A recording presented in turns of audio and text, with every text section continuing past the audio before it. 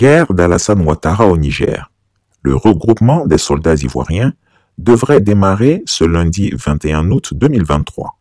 L'agression, on l'attend, quel que soit Alpha. De toute façon, on a déclaré sur les radios, nos chefs d'État ont déclaré, on est prêt, on soutiendra le Niger.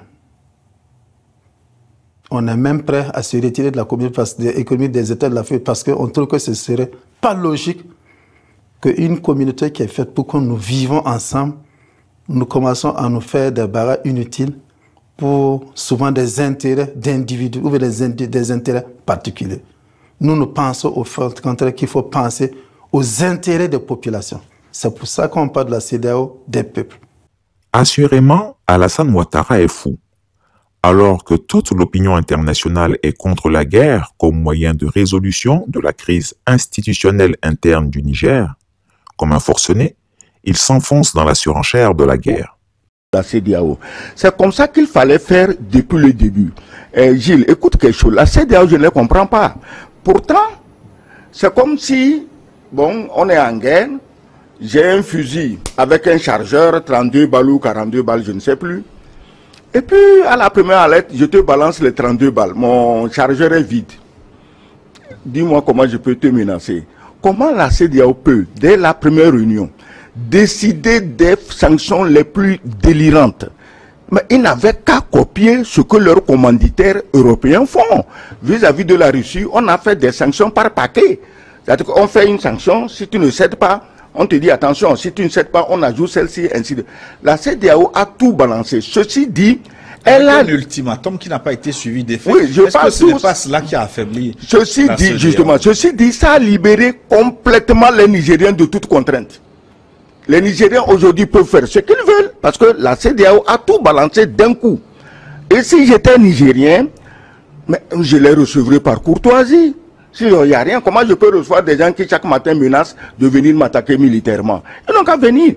Cette attaque militaire, depuis le début, nous avons dit ce n'est pas une bonne chose. Mais à force de dire ce n'est pas une bonne chose, on nous prend comme le problème. Mais les va-t-en-guerre, ceux qui croient que bon, ils vont arriver à Niamey, les soldats nigériens sont alignés, on met une mitrailleuse, on les descend, on rentre, on prend Bazoum, on le met sous le fauteuil au palais, on revient défiler à Abidjan. Mais est-ce que même un fou peut avoir une telle image d'une guerre? Écoute bien, Gilles, si tu as lu quelques extraits de la mythologie grecque, tu vas te rappeler l'histoire de la Pythie de Delphes. Un roi est allé voir la Pythie, une prophétesse qui prédit l'avenir, pour lui dire, ah, moi je vais attaquer.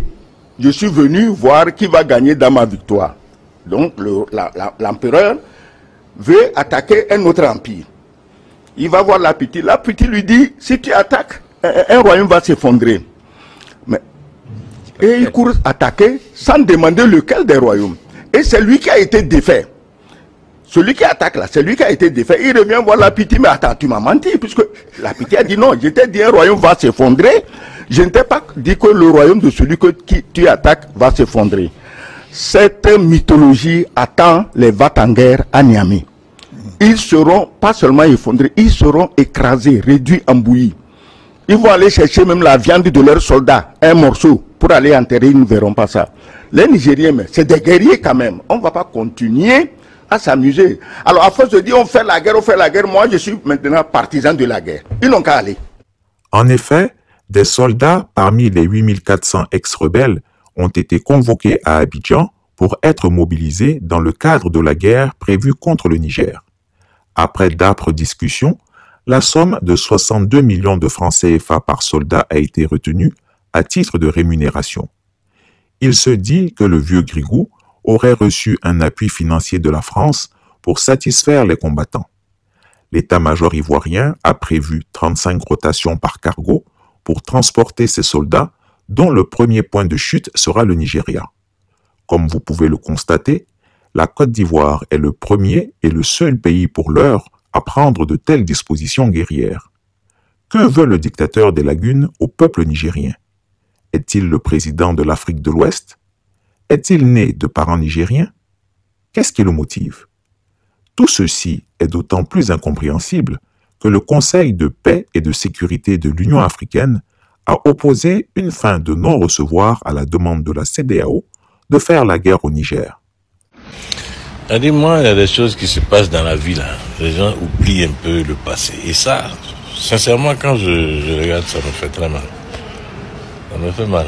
Parce que même si tu veux agir, qu'il y a quelque chose, il y a un problème que tu veux agir, il faut réfléchir un peu. Et puis, essaie de voir un peu, fais un peu un remember dans ta tête pour voir un peu l'histoire. L'histoire. Dans toute chose, il faut connaître l'histoire. C'est très important. C'est très important. Voici des gens, il y a quelque chose qui se passe chez eux. Et vous réunissez et puis vous voulez les attaquer. Ok, vous voulez les attaquer.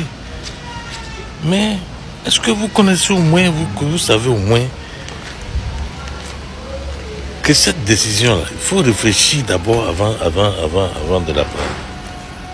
Voilà des gens qui ont circoncis près de la moitié des Africains. Les Haoussa, c'est eux qui nous ont circoncis. Maintenant, je dis que tu as circoncis là. Toi, tu veux aller chez eux. Bon, c'est juste un rappel que je voulais faire. Merci beaucoup. Chris Yapi ne ment pas. Retrouvez Chris Yapi sur ses 2 chaînes YouTube, sa chaîne Dailymotion, Instagram et VK.